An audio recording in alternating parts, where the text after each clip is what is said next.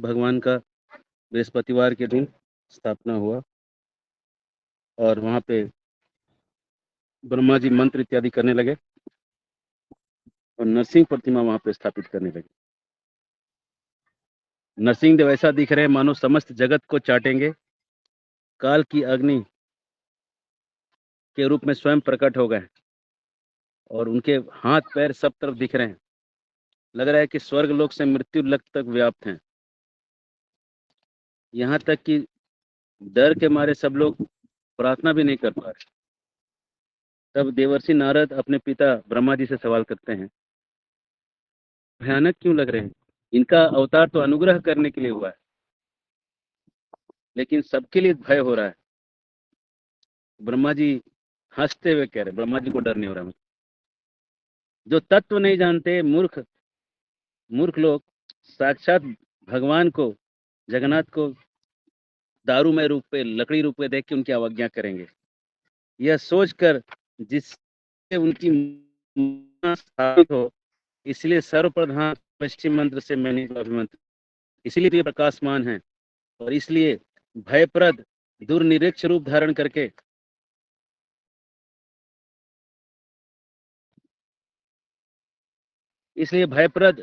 दुर्निरीक्ष रूप धारण करके देवों के देव महाअसुर हिरण्यकल्पु को विदीर्ण किए थे। ये काल मूर्ति है साक्षात। ये कहकर ब्रह्मा नरसिंह देव के सामने खड़े होकर स्तुति करने लगे। बहुत सुंदर स्तुति है नरसिंह देव का। मैं फोटो खींच के भेज रहा हूँ।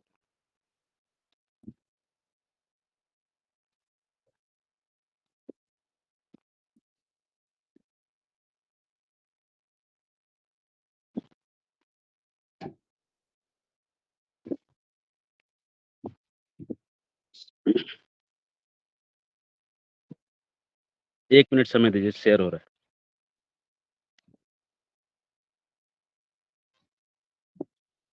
नित्यं भागवत सेवया भगवत्तमसोके भक्तिर्भवति नैकी।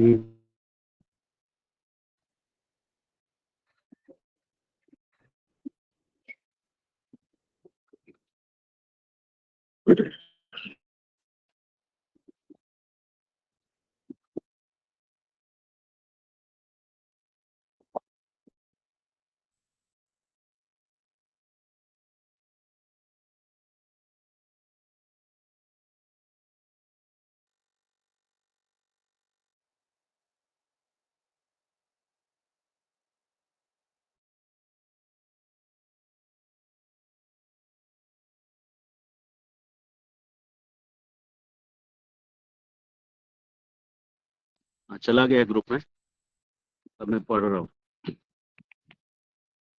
नमस्तु ते देववरैक सिंह, नमस्तु पापोघ गजैक सिंह, नमस्तु दुःखार्णवपार सिंह, नमस्तु तेजोमय दिव्य सिंह, नमस्तु सर्वाकृति चित्र सिंह, नमस्तु ते क्लेश विमुक्ति सिंह, नमस्तु ते दिव्य पुनर्नसिंह, नमस्तु ते वीरवरैक सिंह, नमस्तु ते दैत्य विदारक सिंह, नमस्तु ते दैत्य विदार सिंह, नमस्तु देवेश्वधी सिंह, नमस्तु वेदांत वनैक सिंह, नमस्तु ते योगी गुहैक सिंह, नमस्तु ते सिंह वृषैक सिंह, नमस्तु नीलाचल श्रृंग सिंह।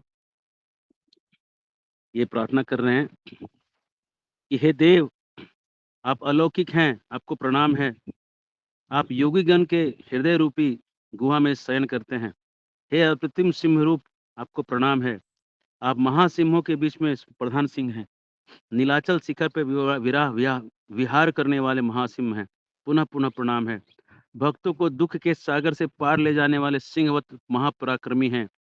हे तेजोमय, हे दिव्य सिंह, आपको प्रणाम है। हे चित्र सिंह, आपकी आकृति अति विचित्र है। आप शरणागत लोगों को क्लेश मुक्ति के लिए महाविक्रांत सिंह हैं। आपको अनेक प्रणाम हैं। हे दिव्य शरीर में निवास करने वाले नृसिंह, आप वीरवर गणों में अद्वितीय वीर केसरी हैं। आप दैत्य पशु विनाशार्थ महासिंह रूप हैं। प्रधान देवता हैं। अतः आपको पुनः पुनः प्रणाम। हे प्रभु, आप वेदांत वन के एकमात्र सिंह हैं। आप योगीगण की हृदय रूपी गुहा में निवास करने वाले सिंह हैं।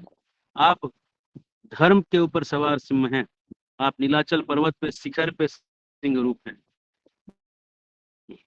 ये स्तुति करने के बाद इस नरसिंह मंत्र से इंद्रद्युम्न को दीक्षा दिया गया, मतलब उनको निर्भयता दिया गया। और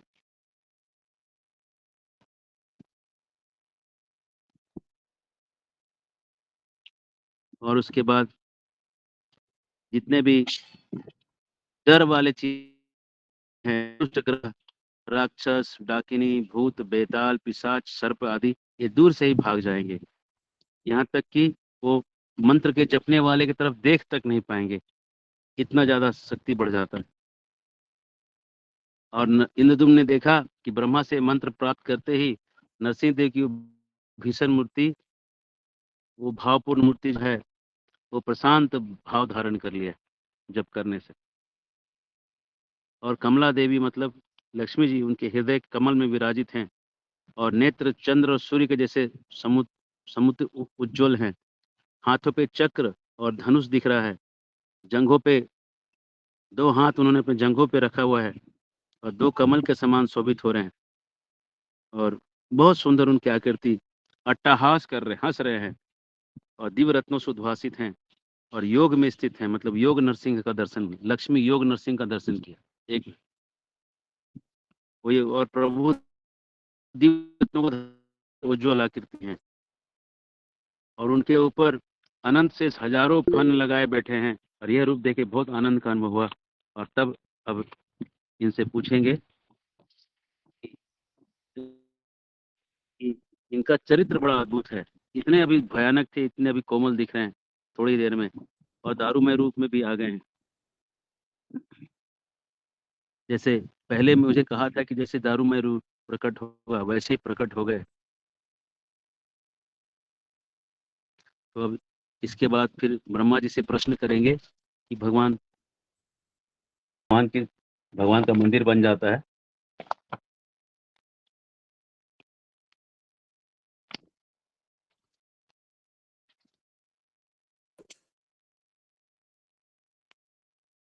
और फिर ये राजा इंद्रद्युम्न जो हैं, ब्रह्मा जी को बुलाने के लिए जाते हैं ब्रह्मलोक।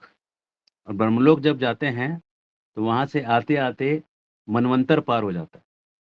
ऐसा है कि एक मनु का जो समय है 71 दिव्य युग है। थोड़ा सा चर्चा करेंगे, समय का आकलन करेंगे कैसे होता है। 71 दिव्य युग या महायुग बोलते हैं जिसको, तो उसमें एक महायुग होता है 43,20,000 साल का। एक महायुग 43,20,000 साल का होता है। ऐसे ऐसे 71, 71 पूर्णांक 3/4, मतलब 72 पकड़ लीजिए, 72 से थोड़ा कम, 71.75। इतना इतना बड़ा दिव्ययुग का एक मनवंतर होता है। इतना बड़ा समय का एक मनवंतर होता है। और एक मनवंतर का जो समय है वो करीब करीब 50 मिनट ब्रह्मा जी का होता है। तो अगर आप ब्रह्मा जी के लोक में जाके 50 मिनट तक थोड़ा आराम वाराम करके इधर आए तो इधर कितने साल पार हो जाएंगे? 43,20,000 साल वाले 71 से ज्यादा, मोटा मोटी 72 महायुग ऐसे पार हो जाएंगे। मतलब समझ लीजिए कि अरबों अरबों साल, अरब नहीं, अरब नहीं होंगे, 43 लाख करोड़ों साल पार हो जाएंगे ना। तो ये गए वहां पे, थोड़ा देर वहां रुके, थोड़ा दर्शन वर्शन किए, थोड़ा बातचीत किए और यहाँ आए। तब तक वो पहला मनवंतर पार हो गया, दूसरा मनु का समय चालू हो गया। तो जब दूसरे मनु का समय चालू हो गया तो यहाँ पे जो सब लोग, उनका जो बच्चा था जिसको वो राजा बना के गए थे, वो भी नहीं रहा। वो क्या, उसके बच्चे, उसके पीढ़ियों की पीढ़ी जो है वो सब खत्म हो गई। और ये भी लोग भूल गए कि ये मंदिर बनाया किसने था, मंदिर बना के कौन गया, यहाँ तक भी लोग भूल गए, है ना। तो उस समय जो वहाँ पे एक राजा था, राजा गाल नाम था उसका, वो राजा गाल आया और कहने लगा कि कौन इतना बड़ा आयोजन कर रहा है। जब इंद्रदुम्न राजा वहां से लौट के आए और बड़ा आयोजन किए तो बोला कौन इतना बड़ा आयोजन कर रहा है। तो जब ऐसा हुआ तो इंद्रदुम्न राजा जब मिले तो इंद्रद्युम्न राजा उसको कहे कि हाँ, मैं कर रहा हूँ। तो जब राजा गाल को पता चला यही राजा इंद्रद्युम्न है जिन्होंने मंदिर बनाया था, तो राजा इंद्रद्युम्न कहते हैं कि ये मैं मंदिर बना के स्थापना करके तुम्हारे हाथ में मैं दे दूँगा सब कुछ। तुम ही इसको सँभालना आगे जाके।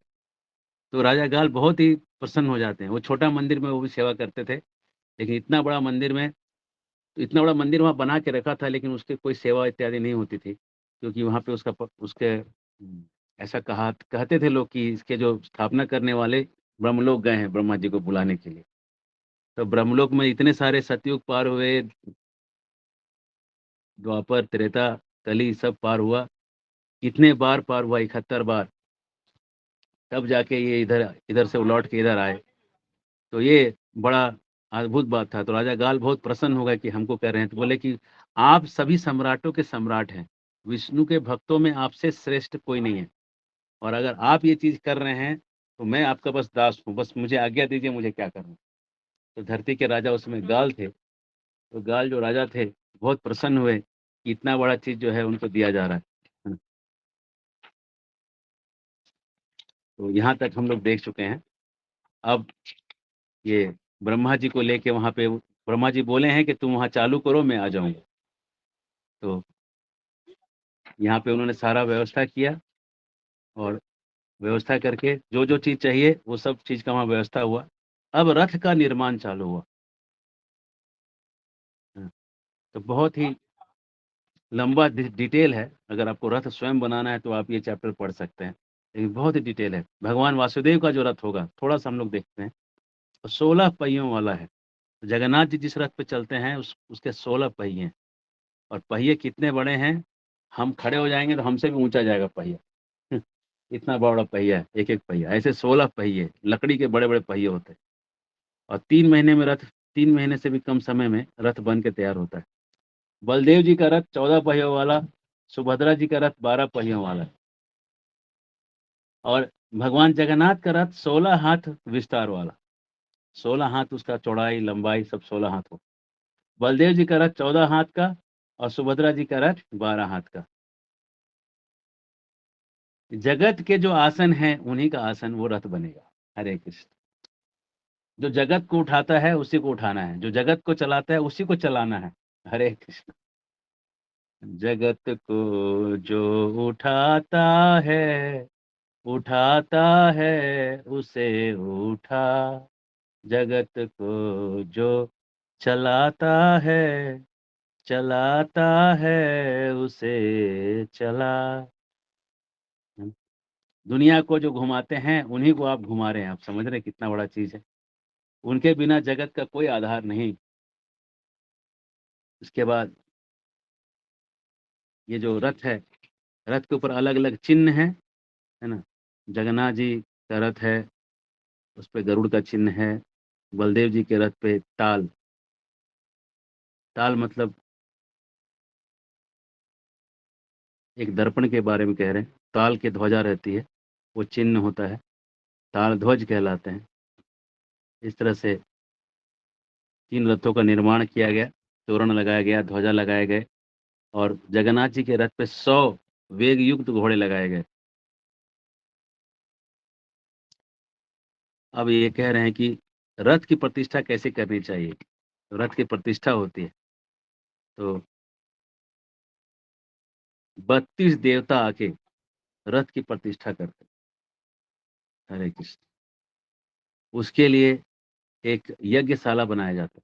उसमें बैठ के पहले उसमें विधि से यज्ञ किया जाता है, तब जाके उस रथ की प्रतिष्ठा होती है। और मंत्रों का बहुत विस्तार से रथ को स्थापना भी बहुत विस्तार की प्रक्रिया है। ब्राह्मणों को भोजन कराते हैं, उसके बाद एक-एक रथ को कैसे स्थापित करते हैं। लक्ष्मी सुभद्रा के रथ को स्थापित करते समय लक्ष्मी जी का मंत्र का आह्वान करते हैं, और हे विष्णुप्रिया, लक्ष्मी के यान में हे सुभद्रा जी, आप स्थापित होइए। ऐसा मतलब यान जो है वो डेडिकेटेड है, केवल वो वो माता जी जो है, लक्ष्मी जी का जो मतलब लक्ष्मी जी के मंत्र के ऊपर से उस पे स्थापना होती है।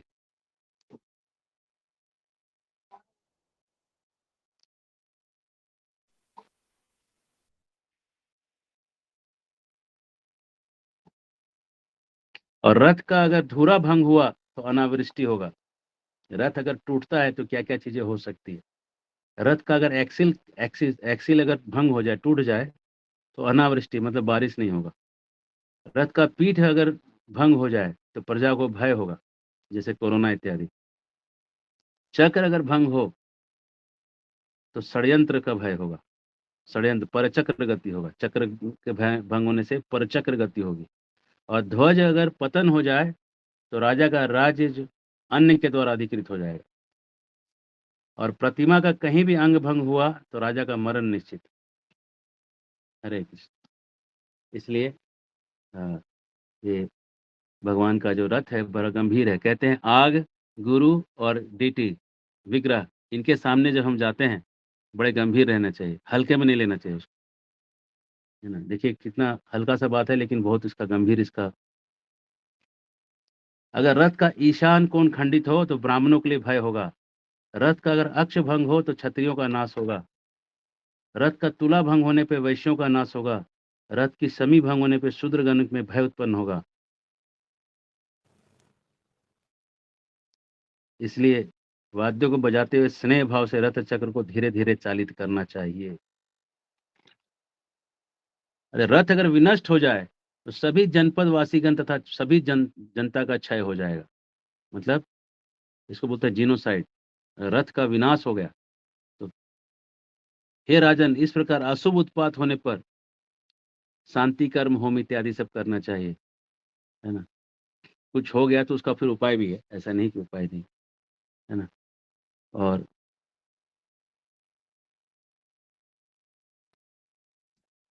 स्वस्ति वचन करना चाहिए, मंगल इत्यादि करना चाहिए। और सबसे बड़ा स्वस्ति वचन है हरि नाम संकीर्तन। हरे कृष्णा कृष्णा कृष्णा हरे हरे, हरे राम राम राम हरे हरे। तो अब यहाँ पे राजा गाल आए और राजा गाल बहुत अपने आप को कृत कृत समझ रहे हैं कि ब्रह्मलोक पे इतने दिन रह के राजा इंद्रद्युम्न आए और मुझे इसका पूरा इंचार्ज बना रहे हैं कि अब मैं ही इसका आगे से देखूंगा सेवा। तो कह रहे हैं कि जो मैं चाहता था मन में सोचने लगे वही आज्ञा इन्होंने दे दिया। बहुत आनंद हुआ, है ना। जैसे एक बीमार आदमी जाता है डॉक्टर के पास और उसको दही चावल खाने का मन करता है, लेकिन बोलता नहीं है कि दही चावल खाने से शायद बीमारी बढ़ जाएगा। डॉक्टर से उसका नाड़ी देख के बोलता है तुमको तो दही चावल खाना पड़ेगा, तुम जाओ और दही चावल खाओ। तो ऐसा हो गया कि चाहिए था दही चावल, अब मिल गया दही चावल, बोल दिया दही चावल। इसको चाहिए था कि इतना बड़ा मंदिर बना है तो इसकी इच्छा थी कि इसका सेवा मुझे मिल जाता तो बहुत अच्छा होता। लेकिन चूंकि मंदिर इसने बनाया नहीं था, विग्रहों को इसने लाया नहीं था, तो वो कैसे खुद से कैसे छीन लेगा? ये तो अधर्म हो जाएगा। इसलिए जब उसको खुद से आज्ञा मिल गया कि सेवा उसी को मिलना है, तो जो चाहिए था वही मिल गया। और वो आज्ञाकारी सेवक के रूप में काम करने लगा राजा इंद्रद्युम्न के। राजा इंद्रद्युम्न के एकदम आज्ञा जो बोलिए हुजूर, जैसे क्या चाहिए ठीक है, ये चाहिए हो गया, वो चाहिए हो गया। तो सब सुंदर-सुंदर वाद्य बजने लगे और ऐरावत जैसे हाथी सब तरफ शब्द करने लगे, जयघोष करने लगे। ऐरावत जैसे मतलब इस दुनिया में ऐरावत जैसा हाथी नहीं है। ये हाथी इतना विशाल होगा, लगता होगा देखने से बाप रे! लगता है कि ऐरावत ही आ गया, है ना? और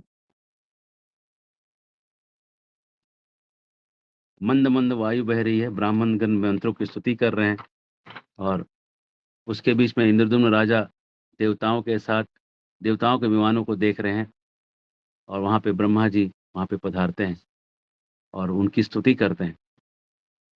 और स्वर्ग से अप्सराएँ जो हैं, वो नृत्य करती हैं और हू-हू का आवाज़ निकालती हैं। एक बंगाल में अगर आप जाएँगे मायापुर में, तो उलुक ध्वनि करती हैं स्त्रियाँ। वो पुरुष अगर करेंगे तो अशुभ होता है, स्त्रियाँ करती हैं तो शुभ होता है। तो उलुक ध्वनि जो है, हू-हू इत्यादि करने का संगीत जो है वो करती हैं, उससे बड़ा शुभ होता है। ये शास्त्रों में लिखा है ना? जो तपस्वी रहते हैं, दूर से ही हाथ जोड़ के उपासना कर रहे हैं, है ना? तपस्वी लोग जो हैं ये स्त्रियों के पास नहीं हैं, दूर से ही भगवान को प्रार्थना कर रहे हैं। देवी सावित्री और सरस्वती जो है विचित्र वाक्यों द्वारा ब्रह्मा जी को संतुष्ट कर रही हैं। मतलब सरस्वती जब कहती हैं एक ही शब्द के अनेक अर्थ निकाले जा सकते हैं। और कभी कोई दुष्ट भगवान को कुछ कह देता है जो सुनना नहीं चाहिए, तो उसका एक सारस्वत अर्थ भी निकलता है। सारस्वत अर्थ ऐसा होता है कि जैसे कि इंद्र कहते हैं कृष्ण को, जब कृष्ण गोवर्धन उठाने के जस्ट पहले की बात है कि इंद्र की पूजा मत करो। तो इंद्र कहते हैं पंडित मानिना स्तब्धम बालिशम। बालिश का मतलब शाब्दिक मतलब होता है बचपना है। स्तब्धम का मतलब होता है जड़ है, जड़। हिलता नहीं है दिमाग इसका, दिमाग चलता नहीं है, स्तब्ध कहने का मतलब। और पंडित माना, अपने आप को बहुत पंडित मानता है। अब सरस्वत अर्थ निकलता है इन तीनों शब्दों का। पंडित मानिना का मतलब पंडित भी जिसको मानते हैं, पंडित लोग भी जिसको माने, पंडित मानिना हुआ इसका अर्थ, अर्थ ऐसा निकला। अस्तब्ध का मतलब है जो झुकता नहीं, जो अकड़ू है, कहने का मतलब अकड़ू है। तो उसका सारस्वत अर्थ निकलता है कि जिसके सामने सब लोग झुक जाते हैं, लेकिन जो किसी के सामने नहीं झुकता है, वो भगवान है। स्तब्धम और बालिशम, जो बचपना है ना? बालिश, वाचालम, सब सभी शब्दों का सारस्वत अर्थ निकलता है। एक-एक सारस्वत अर्थ, मैंने बालिश का मुझे ध्यान नहीं आ रहा। एक-एक शब्द का सारस्वत अर्थ सरस्वती एक अर्थ देती है, और इस अर्थ के द्वारा जब देखेंगे तो आपको सब सही दिखेगा। इसलिए परंपरा में ज्ञान लेना चाहिए, तब तो पता चलेगा कि उसका आशय क्या है और किस आशय से क्या बोल रहा है और किस आशय से हम समझेंगे। और बहुत भीड़ हो गई, सब देवता लोग अपने-अपने वाहनों को लेके आ गए। वाहन मतलब सबके वायुयान वहाँ खड़े हो गए। बहुत भीड़ हो गई और आगे-आगे सब चलने लगे। जब जगन्नाथ स्वयं आए तो देवताओं की क्या गिनती करें? उनको कौन महत्व देगा? कोई उनको महत्व नहीं दे रहा है, मतलब देवता लोग सब लाइन लगा के अपने यानों से आए हुए हैं। और भगवान को जो देख के राजा इंद्रद्युम्न जो हैं, हाथ जोड़ के स्थित हो गए। राजा गाल, देवर्षि नारद, महर्षि, सब देवता सब ज़मीन पे लौट गए, प्रणाम कर रहे हैं भगवान को। और तब महात्मा इंद्रद्युम्न जो थे, परम भक्ति के साथ अपने आप को कृतार्थ माने, उनका शरीर पुलकित रोमांचित हो गया और भगवान ब्रह्मा जी का दर्शन करके हाथ जोड़ के खड़े होके कहने लगे, ब्रह्मा जी नीचे उतरने ब्रह्मा जी के नीचे उतरने के लिए एक दिव्य सीढ़ी का निर्माण किया गया, भाई ब्रह्मा जी का यान से नीचे उतरने के लिए।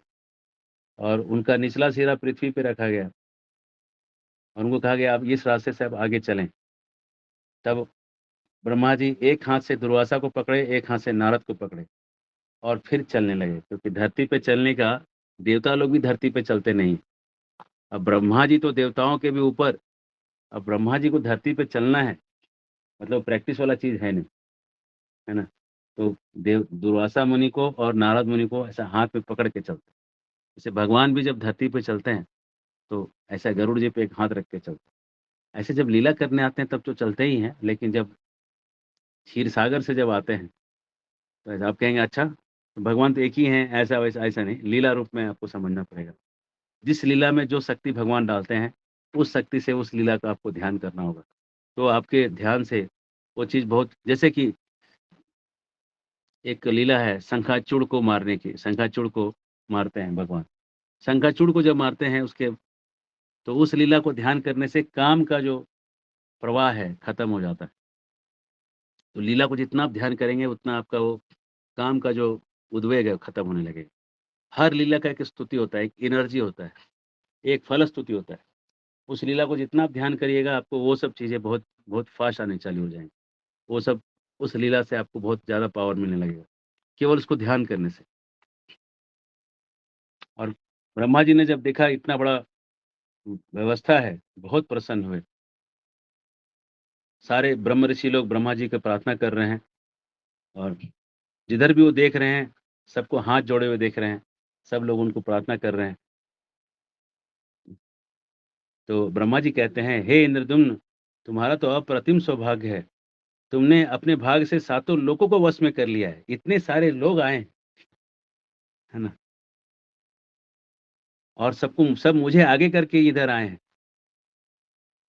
तो उसके बाद कमल योनि जो हैं ब्रह्मा जी, वो इंद्रद्युम्न से कह के भगवान जगन्नाथ के रथ के पास जाके हरि की 3 बार प्रदक्षिणा किए। और जगन्नाथ जी को प्रणाम करके आनंद के सागर में डूब गए, रोमांचित हो गए, गदगद हो गए और स्तुति करने लगे। ब्रह्मा जी स्तुति करने लगे, नमस्तुभ्यं नमोम्यहं तुभ्यं मह्यं नमो नमः अहं त्वं त्वमहं सर्वं जगत एतत् चराचरम्। प्रभु, मैं आपको बार-बार प्रणाम करता हूँ कि मैं बस आपका ही हूँ। मैं आपसे अपने आप को अभिन्न मानता हूँ। मैं आपको स्वयं को मैं आपको बार-बार मैं स्वयं आपको प्रणाम करता हूँ। यहाँ पे एक बहुत गहराई वाली बात समझने की है। ब्रह्मा जी कह रहे हैं मैं और आप एक हैं। तो एक हैं का मतलब ये नहीं कि ब्रह्मा जी, भगवान जगन्नाथ एक हो गए, मिल के एक हो गए, ऐसा एक नहीं हो रहे हैं। एक हैं कहने का मतलब आप और हम एक ही काम कर रहे हैं। आपके लिए मैं आपसे अभिन्न हूँ, आपके इच्छा के विरुद्ध मैं कुछ करता ही नहीं। मैं आपका शुद्ध भक्त हूँ कहने का मतलब। एक शुद्ध भक्त ऐसी प्रार्थना कर रहे हैं कि आपकी इच्छा ही मेरी इच्छा है, उसके अलावा कुछ नहीं। ब्रह्मा जी एक और प्रार्थना में कहते हैं, सृष्टि स्थिति प्रलय साधन शक्तिरेका छायेरयस्य भुवनानि बिभर्ति दुर्गा इच्छानुरूपेण कार्यचेष्टति सा गोविंदमादिपुरुषं तमहं भजामि। माया दुर्गा जो है वो भगवान की इच्छा के अनुसार छाया रूप में काम करती है। अगर भगवान कहते हैं कि सृष्टि करो, तो दुर्गा जी कहती है सृष्टि हो गया। जितने देर में वो कहते हैं उतने देर में कर देती है। तो ये छाया शक्ति है भगवान की, ये दुर्गा जी हैं। तो वैसे दुर्गा जी भी शुद्ध भक्त हैं और वैसे ब्रह्मा जी भी शुद्ध भक्त हैं। जो भगवान की इच्छा है वही इनकी इच्छा है। अलग से कोई इच्छा नहीं करते ये। इनकी कोई अपनी इच्छा नहीं रखते। भगवान के शुद्ध भक्त हैं ये लोग, है ना? इस तरह से भगवान को बहुत सारे दिव्य प्रार्थनाओं को गाते हैं और फिर बलराम जी के पास आके स्तुति करते हैं। सुभद्रा जी के पास स्तुति करते हैं कि आप ही भद्र रूप हैं, हे भद्रकाली भी आप हैं। आप आप परमेश्वरी हैं, भगवान की योग माया शक्ति हैं। आप जीव गणों को मुक्ति प्रदान करती हैं और इस आपको प्रणाम है। आप भक्त वत्सला हैं, इस तरह से प्रणाम करते हैं और फिर चक्र के पास जाके एक प्रणाम करते हैं कि आप ही वैकुंठ जाने का रास्ता दिखाते हैं। उस अंधेरे उस रास्ते पे प्रकाश आप डालते हैं और उनको प्रणाम करते हैं। और इस तरह से करके भरद्वाज ऋषि को यज्ञ करने के लिए बिठाया जाता है और भरद्वाज ऋषि सारा यज्ञ का सामान जमा करके यज्ञ करना चालू करते हैं और प्राण प्रतिष्ठा करने का जो जो पुरोहित जो ऋतिक होता है, जो मंत्र उच्चारण करेंगे, वो करने के लिए बैठते हैं, स्वस्ति वचन करना इत्यादि। और इस समय सारे गंधर्व लोग गा रहे हैं, सब लोग संगीतमय कर दिया है जगह को। अप्सराएँ मनोहर नृत्य कर रही हैं, भगवान के अलग-अलग लीलाओं को प्रदर्शित कर रही है, नृत्य करके दिखा रही है। द्विजगण जो हैं सूक्तों का पाठ कर रहे हैं, शंख, काहल, मूरज, भेरी, वेणु ये सब को वादन हो रहा है और ब्रह्मा जी रथ के निकट गए और भक्ति के साथ हाथ जोड़ के चरण को भगवान के चरणों का ध्यान कर रहे हैं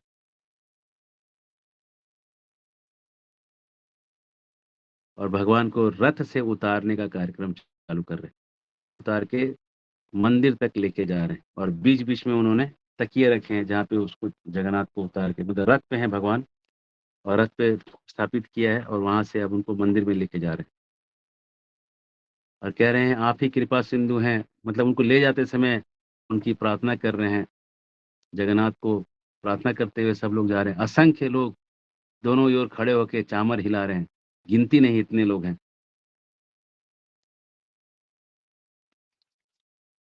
ब्रह्मा जी कहते हैं, हे सर्वलोक प्रतिष्ठित, हे जगत के आधार, हे सर्वव्याप्त, आप कृपा करके इस मंदिर में प्रतिष्ठित हो जाएँ।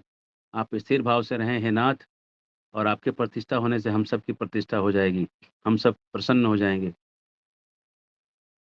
और इस तरह से पुष्य नक्षत्र वैशाख शुक्ल अष्टमी के दिन बृहस्पतिवार को जगन्नाथ जी का स्थापना हुआ। जगन्नाथ स्वामी की जय। अब हम लोग आगे 28वां अध्याय चालू करेंगे, कल चालू करेंगे। नरसिंह भगवान की स्थापना कर रहे हैं और इन दिन को अलग-अलग वरों की प्राप्ति होगी, भगवान आशीर्वाद देंगे और अलग-अलग महीने में कैसे पूजा होती है जगन्नाथ की, वो बताएँगे। इस तरह से धीरे-धीरे हम आगे जगन्नाथ लीला पढ़ते जाएँगे। हरे कृष्ण। हाँ, उमाशंकर प्रभु, प्रश्न। हरे कृष्ण प्रभु जी, धन्यवाद प्रणाम। हरे कृष्ण, बोलिए। प्रभु जी, दो दो प्रश्न है इसमें। हुँ, एक तो जैसे अभी आपने बताया कि दुर्गा जी शुद्ध भक्त हैं भगवान की, वो कहते हैं तुरंत वो कार्य कर देती हैं,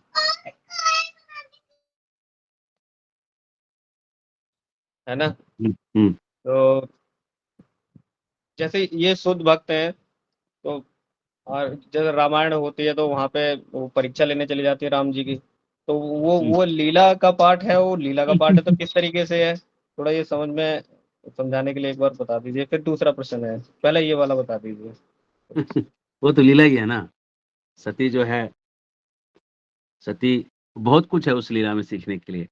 उसमें वैष्णव अपराध से कैसे बचते हैं, वो सती सिखा रही है।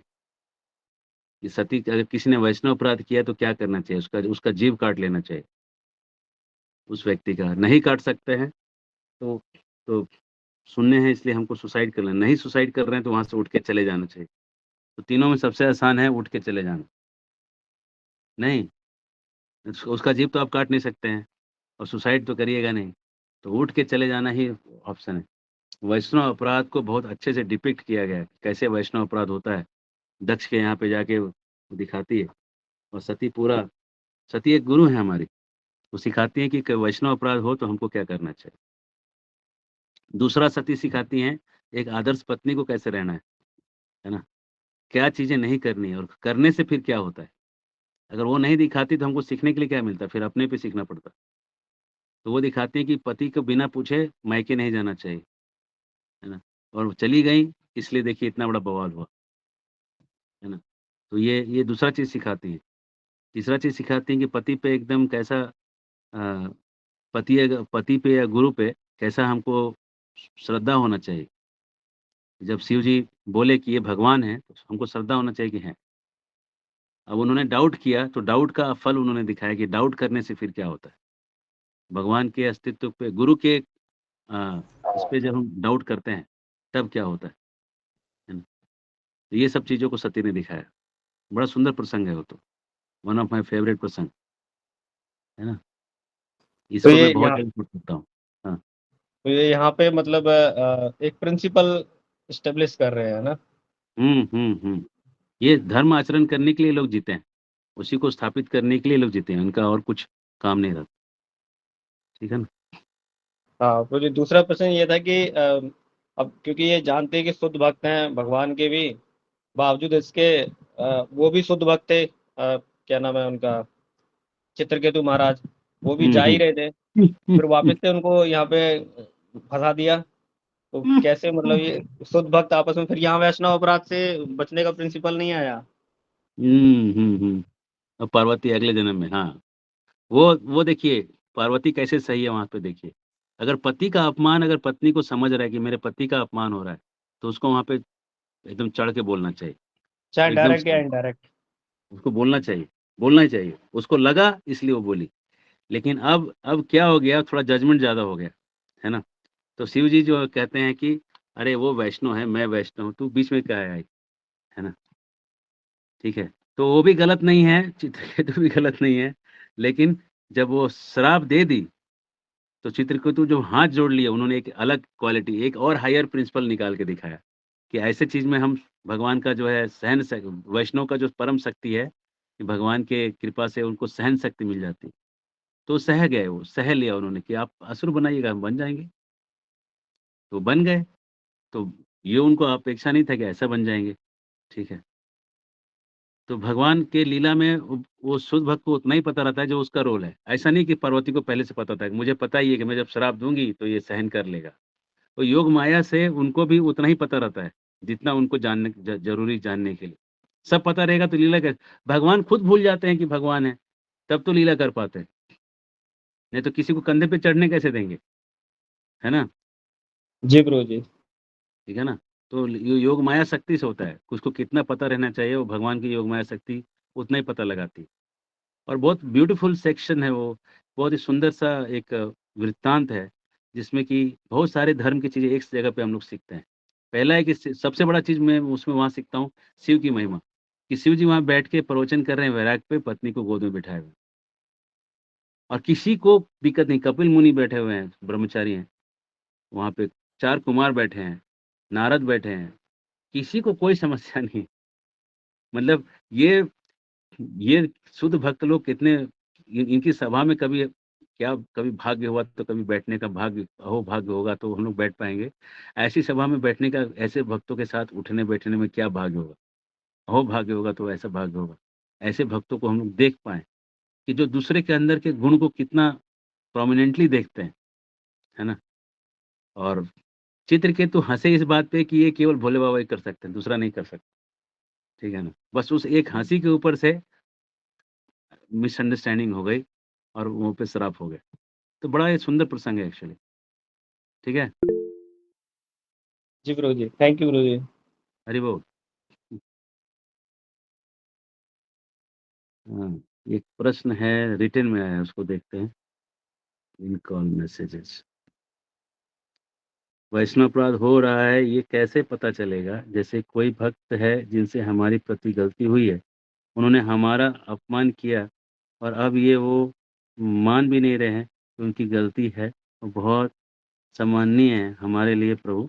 उन्होंने हमें कुछ गलत कहा है, तो उस स्थिति में क्या करना चाहिए? देखिए, अगर आपको कोई अपराध किया है, अगर हम पे किसी ने किया है, तो हमको माफ़ करना चाहिए। एक वैष्णव का बिहेवियर ऐसा होना चाहिए। हमको ये नहीं समझ, देखिए आप छोटे भी हों, किसी बड़े वैष्णव ने भी अपराध किया है, अपराध तो उसको लग जाएगा। उस कारण से उसको पूरा अपराध, उसको वो छोटे-बड़े से कुछ नहीं होता। अपराध तो अपराध लगता ही लगता है, 100% लगता है। तो आपको ये समझना चाहिए कि करुणा जो है सीनियर और जूनियर से नहीं होता। करुणा का प्लेटफ़ॉर्म, आप सीनियर हैं और आप जूनियर हैं, उससे नहीं होता। करुणा आप किसी के लिए भी कर सकते हैं। आपका सीनियर है, अगर आप उसको माफ़ नहीं करेंगे, उसकी प्रगति रुक जाएगी। तो आप भगवान को प्रसन्न करना चाहते हैं क्या? पहले आप अपने आप से सवाल करिए। आप क्या चाहते हैं? आप चाहते हैं कि आप भगवान आपसे प्रसन्न हों? अगर इसका उत्तर हाँ है, तो आप उनको माफ़ कर दीजिए। जब आप माफ़ करिएगा उस व्यक्ति को, तो भगवान प्रसन्न हो जाएँगे कि अरे! उसने अपराध किया, इसने माफ़ कर दिया। आप में दैवी गुण आ जाएँगे, दैवी दैवी संपदा आ जाएगी। तो आपको उसको माफ़ करना चाहिए, ठीक है ना? दिल पे नहीं लेना चाहिए, ठीक है? हरे कृष्णा।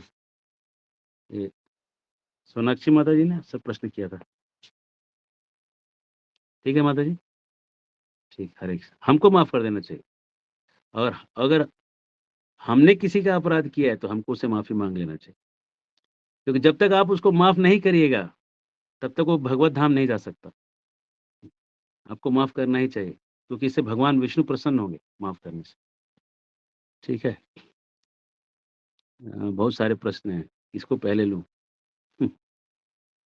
पहले ईएलएफ, ईएलएफ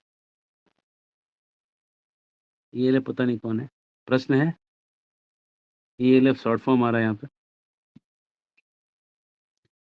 ठीक है, अर्जुन प्रभु प्रश्न करिए। प्लेटफॉर्म हाँ प्रभु, हरे कृष्ण, दंडवत प्रणाम। बोलिए, आप बोलिए। बोल रहे कि वो सुभद्रा रानी, आप बोले कि वो योग माया शक्ति है, लेकिन राधा रानी तो योग माया शक्ति है, फिर सुभद्रा रानी कैसे योग माया शक्ति होगी? नहीं, नहीं, राधा रानी योग माया नहीं, योग माया सुभद्रा।